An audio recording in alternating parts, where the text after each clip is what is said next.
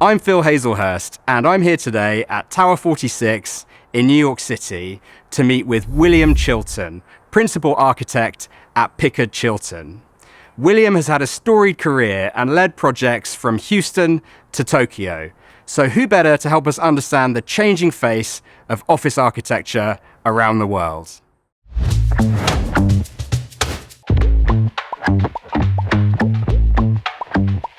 Welcome to In the Loop. It's a podcast series from LoopNet.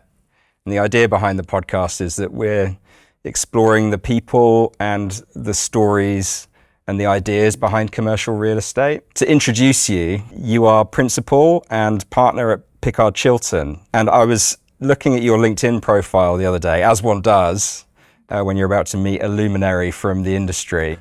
And I noticed that you started out in architecture in 1977 in an internship. Is that correct? Actually, 1976. 1976. So I was a year off. Before that. Yeah.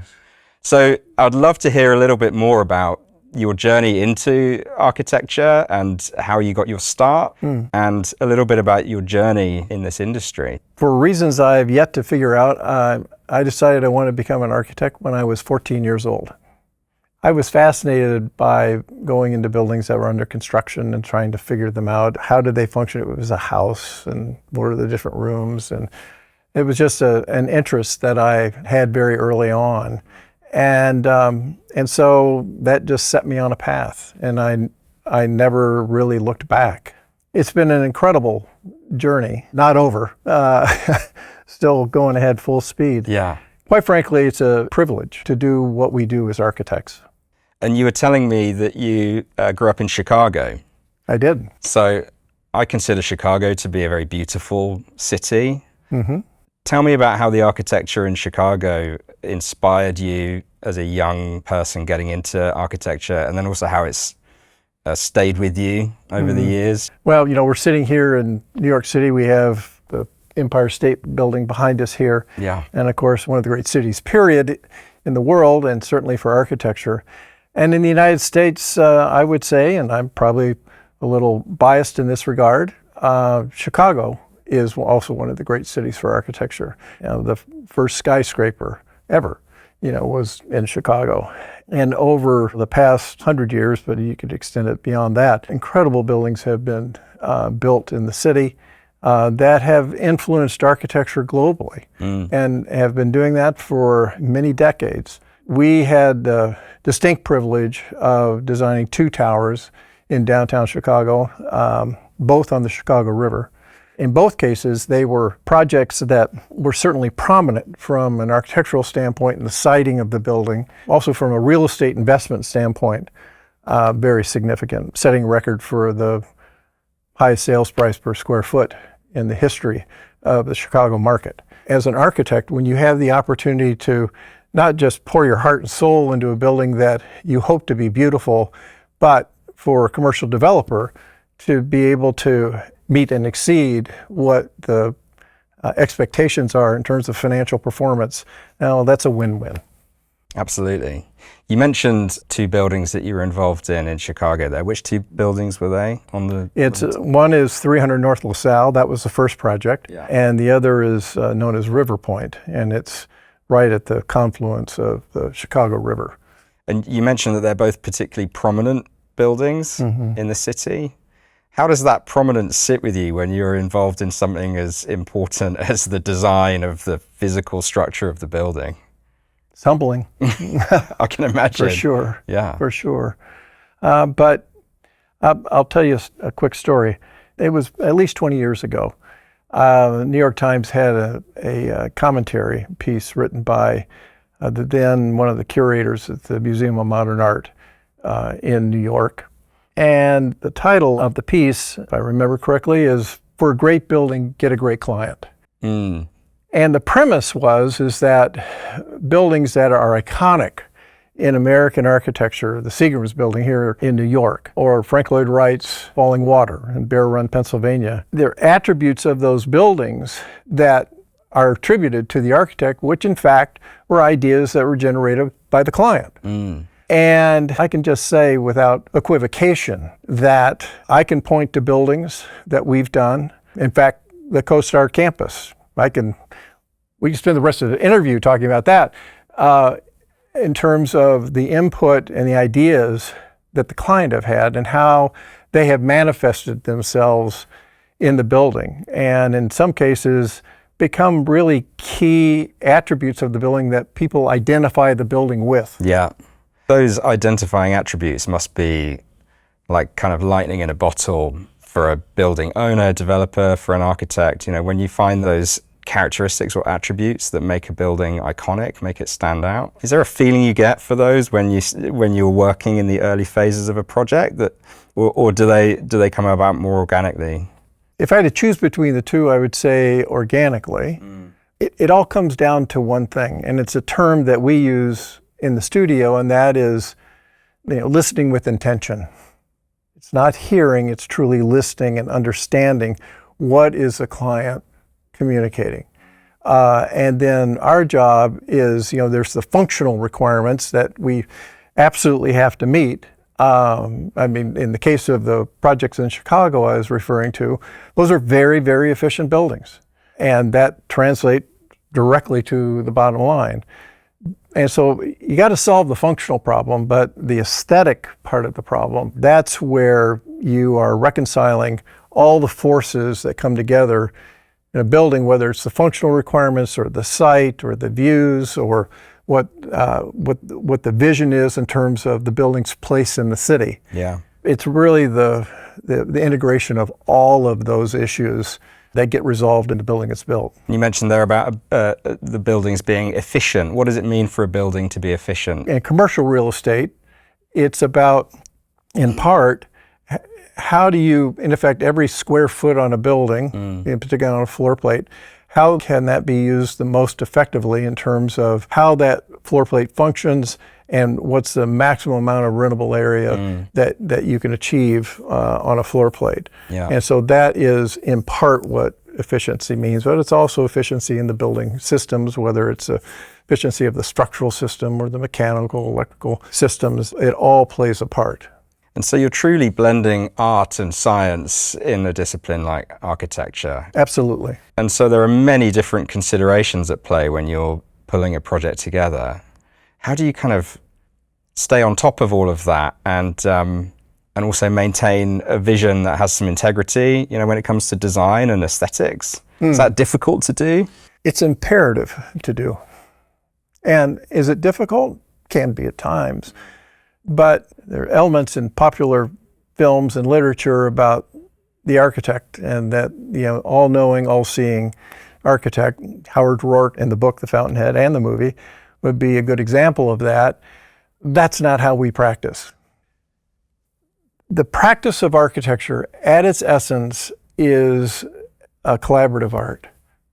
And so some of these buildings that might be 50 or 60 stories tall, but even much smaller than that, you could have upwards of 30 consultants, all different sorts of disciplines working on the project. Certainly you hear about the architect or the structural engineer or the mechanical engineer, but there are consultants that are advising on pedestrian wind. The wind hits a high-rise building, comes down. How do we mitigate the pedestrian wind factor? And certainly around technology or vertical transportation. These are all critical elements to designing and ultimately building a very successful building. We believe as a practice in equality of equals around the table.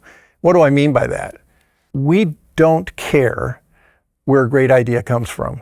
I was in a project meeting for a corporate headquarters that we were doing, and the mechanical engineer, who's usually worrying about heating and cooling of the building, and we were going through a design presentation, and this is somebody we know well, and he said, well, it's stainless steel there instead of aluminum. Wouldn't that just sparkle a little bit more?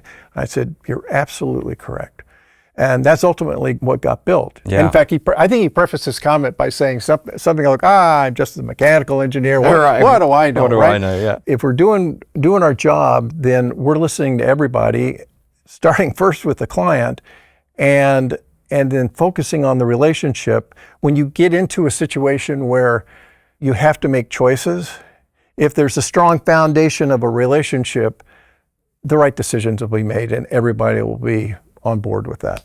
You've worked on projects all around the world, so I'm very interested to understand what you see as commonalities between all projects and all countries or markets, and then also what do you see as the differences if you're working in Asia or the Middle East, compared to North America?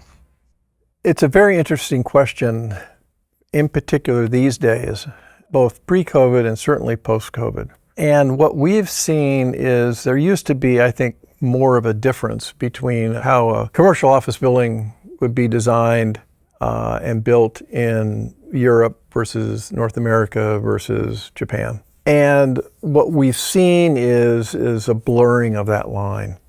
And that's a really good thing. So things like in Europe, it's been common for a very long time to have buildings from what we call the core, where the elevators are, and a distance between the core and the outside of the building is narrower. And one of the reasons for that is there's a high degree of sensitivity about what's referred to, like in England, as the right to light. And also there's enormous amount of research that has underscored the importance of natural light and productivity in the workplace. So you will tend to find narrower buildings in Europe than the United States. The opposite end of that spectrum, in Japan, the floor plates are very large. And a lot of that's driven by the amount of investment that's required in these very large projects.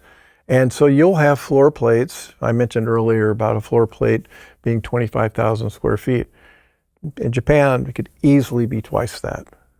So actually there's a greater distance there, but there are other economic drivers that are really influencing that. Going back to the right to light piece, for instance, on the CoStar campus, we have an amazing amount. The ceiling height is about a foot taller than it normally is. And so when you're in the office space itself, you have just a flood of more daylight coming into that space.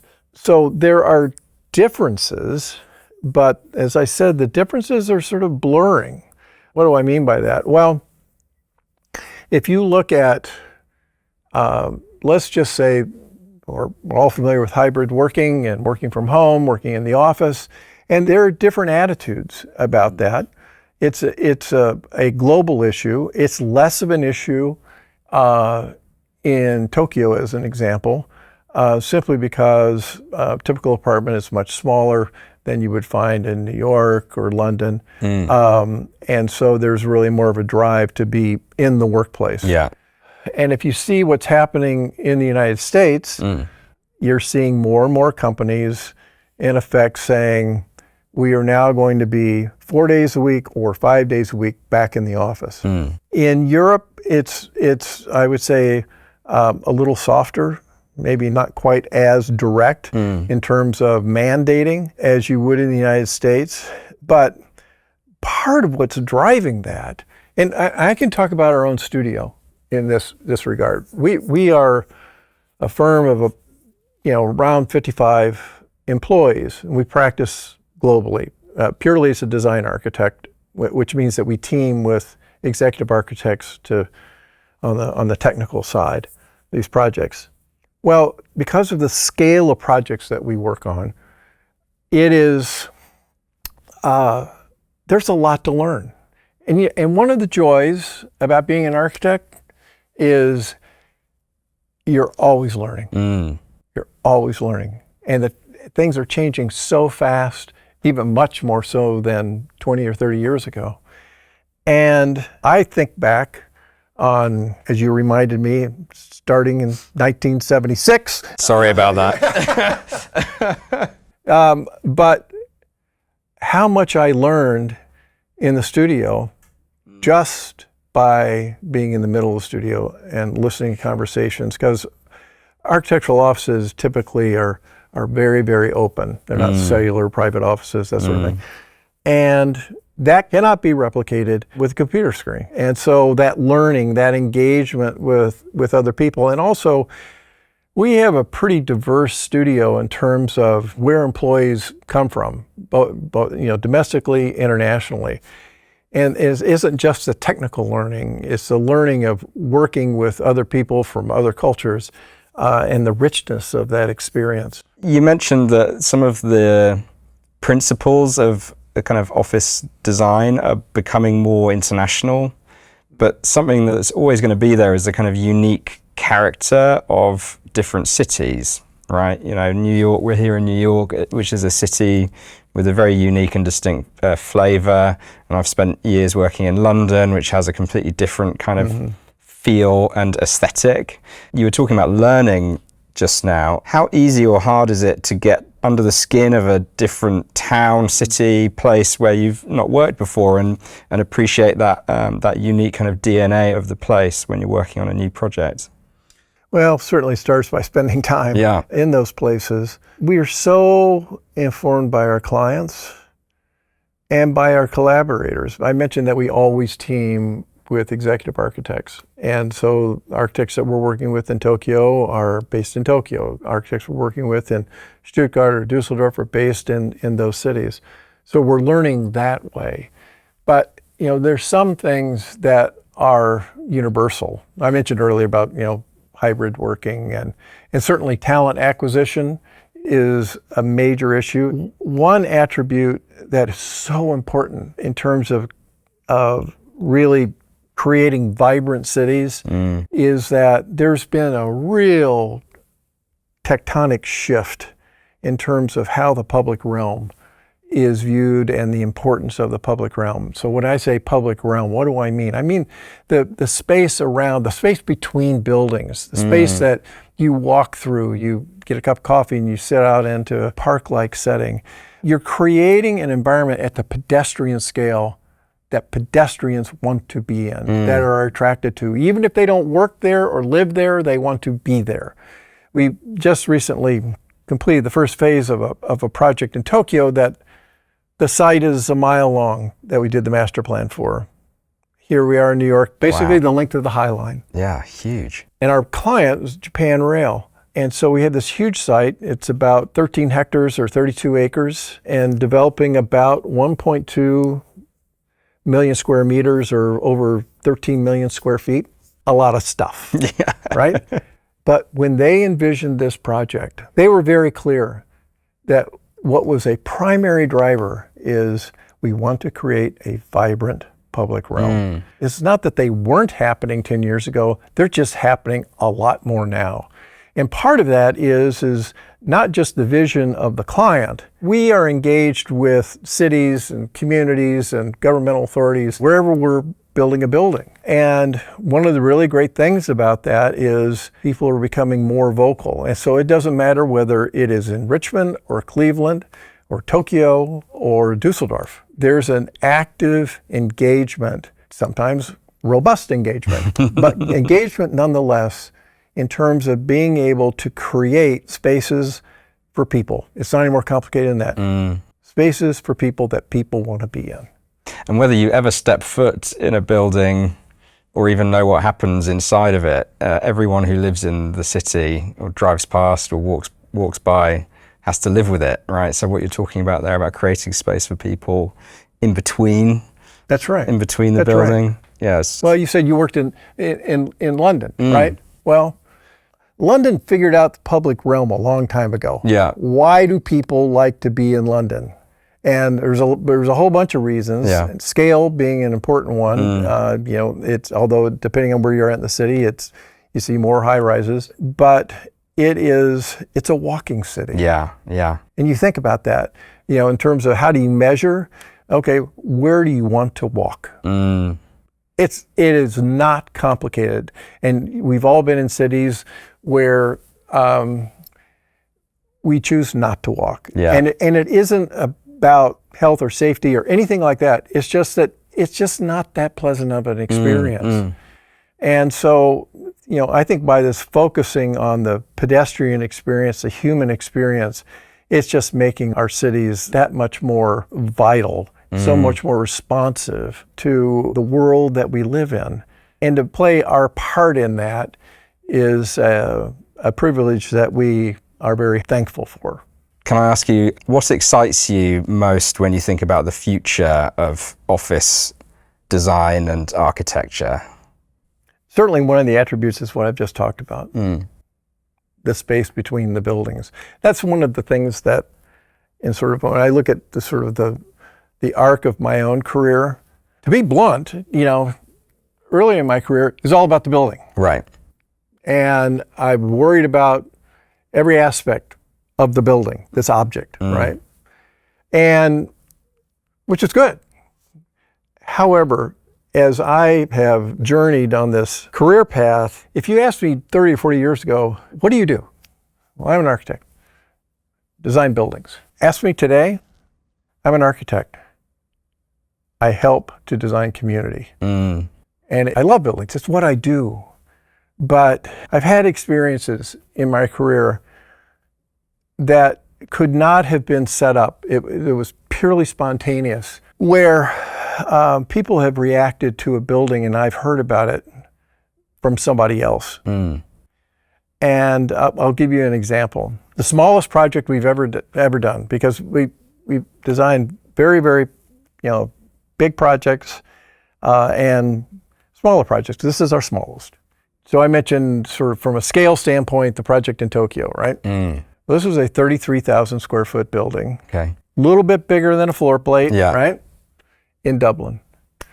And really started with a great client who had done a previous project for, a great design and construction team, and a really great design problem. And it was basically an infill building in a block of Georgian terrace housing in the D4 district, which is a very historic district in Dublin.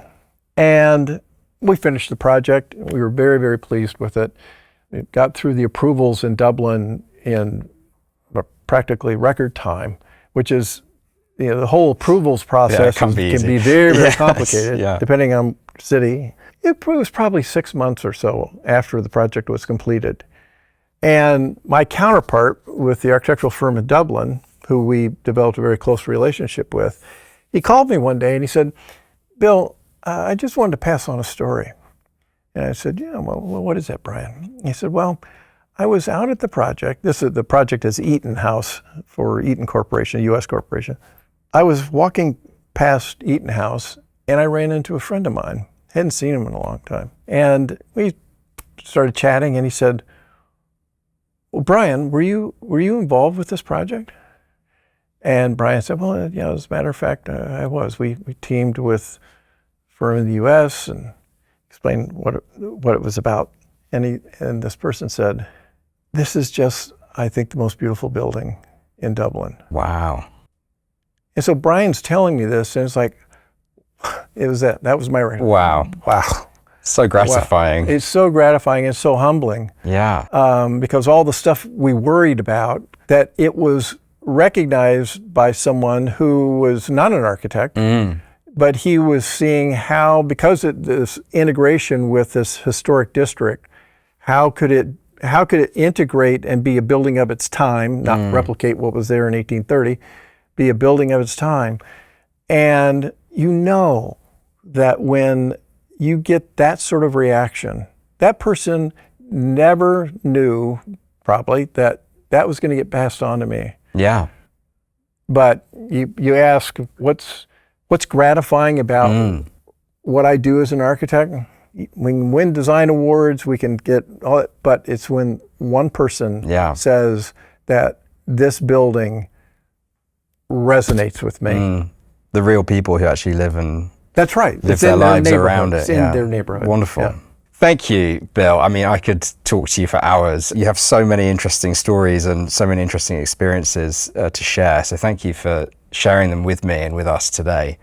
I want to finish every episode of the podcast by asking our guests the same 3 questions. So the first question is, what's your favorite city or built place on the planet? Lots of choices there, but in the lightning round, I would say London. And the second question is why? For some of the reasons I mentioned earlier, it's about the scale of the city. It's certainly about the people. It's the history of the city. It's got a vibrancy and texture to it that whether you're visiting or living there, it's a beautiful city.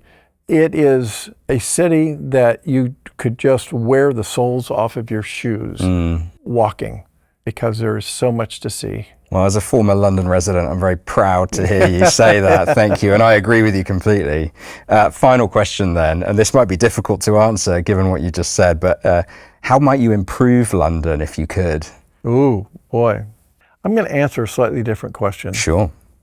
And that is, I think what London is doing, what any great city does, is it's not stagnant. It's evolving. And it's embracing its times. And in any city, it doesn't matter where it is, recognizing the time and place in which we live, to have our buildings, to have our public space recognize what is the best that it can be. And London has been amazing in that regard as it's evolved over the centuries.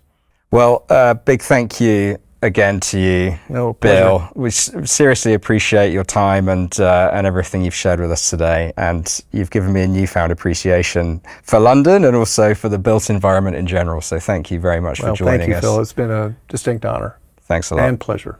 So a big thank you again to William Chilton from Pickard Chilton. And thank you very much to you for joining us here in The Loop. And we'll see you next time for the next episode. We don't want you to miss an episode, so don't forget to subscribe to our YouTube channel or follow In The Loop on Apple Podcasts, Spotify, or wherever else you listen to your podcasts. And while you're there, leave us a review and a rating, and don't forget to recommend the show to a fellow commercial real estate geek.